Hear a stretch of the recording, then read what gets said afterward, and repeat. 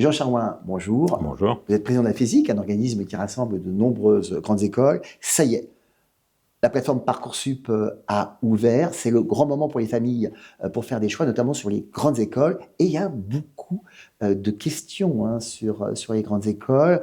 Donc ma première question est simple, c'est aujourd'hui, à quoi reconnaît-on une grande école ?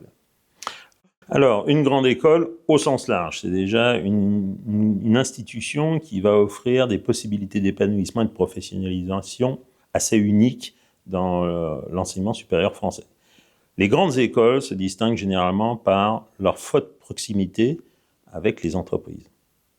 Ce sont des institutions qui également accordent une grande importance à l'international, à l'expérience internationale. Ce sont aussi des institutions qui considèrent que la vie associative, l'expérience étudiante contribue aussi à la maturité, à l'épanouissement personnel, afin que nos étudiants prennent ensuite des responsabilités fort de cette expérience associative. Mais pour des parents, arriver à repérer une grande école aujourd'hui, dans toute l'offre de formation, ça peut être très compliqué. En fait, il faut retenir déjà des éléments de nature qualitative. C'est-à-dire, est-ce que les formations en question proposent des diplômes qui seraient gradés licence ou gradés master, qui sont des éléments de reconnaissance du ministère de l'Enseignement supérieur et de la Recherche, et non pas uniquement des certifications professionnelles. Parce que ces grades de master et des grades de licence, outre le fait qu'elles doivent préparer à une insertion professionnelle, intègrent également des éléments d'exigence intellectuelle qui permettent aux étudiants qui sont bénéficiaires de ces diplômes de faire des poursuites d'études aussi bien en France qu'à l'étranger. Et ce qui fait que lorsqu'on va sur Parcoursup, bien évidemment, il y a les institutions publiques, les universités, les formations adossées à des établissements publics, qui pourraient être également des BUT ou des classes préparatoires. Et puis ensuite, il y a tous les établissements privés. Et dans cette population des établissements privés, il faut arriver à repérer ceux qui, qualitativement, répondent à ces critères.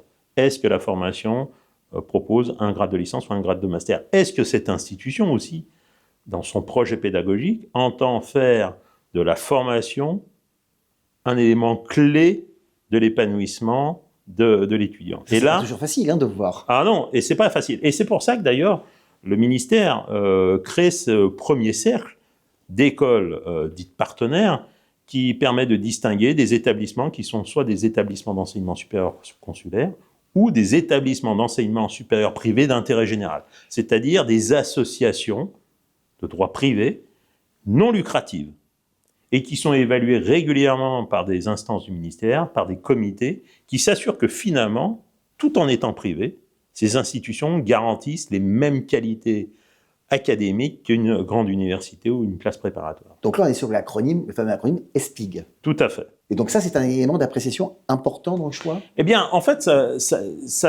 les ESPIG sont des établissements qui, outre la non-lucrativité, entendent contractualiser plusieurs années avec l'État, à la fois en termes d'ouverture sociale, mais également en termes de recherche, c'est-à-dire que ce sont des établissements qui considèrent que la contribution scientifique, la bonne formation scientifique est un élément clé de positionnement qualitatif. Ce sont des établissements qui aussi font de l'encadrement des étudiants par un corps professoral permanent un élément clé.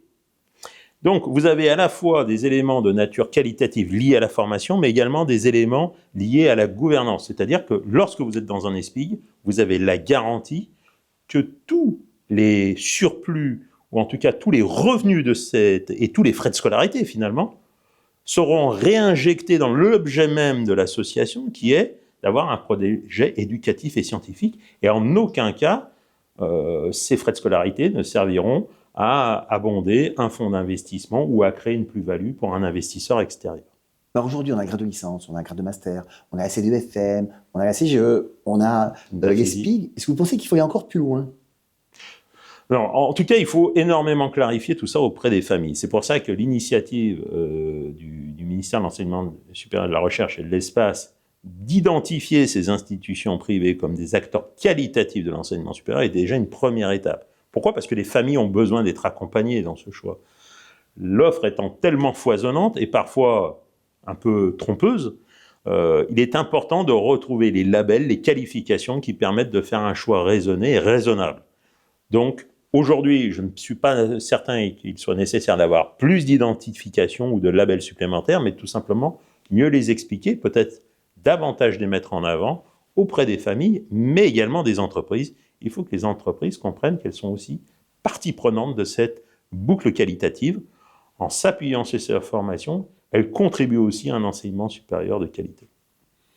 Mais donc au final, si on retient, c'est grade de licence, grade de master, et SPIG. Et les SPIG, parce qu'il y a une évaluation par le Haut Comité d'évaluation de la recherche et de l'enseignement supérieur qui s'assure que finalement le projet éducatif, le projet d'ouverture sociale, le projet scientifique apporte des garanties au pouvoir public. Finalement, un ESPIG, ce n'est ni plus ni moins un établissement qui a bénéficié d'une délégation de service public. Joe Charloin, merci pour cet échange. Merci.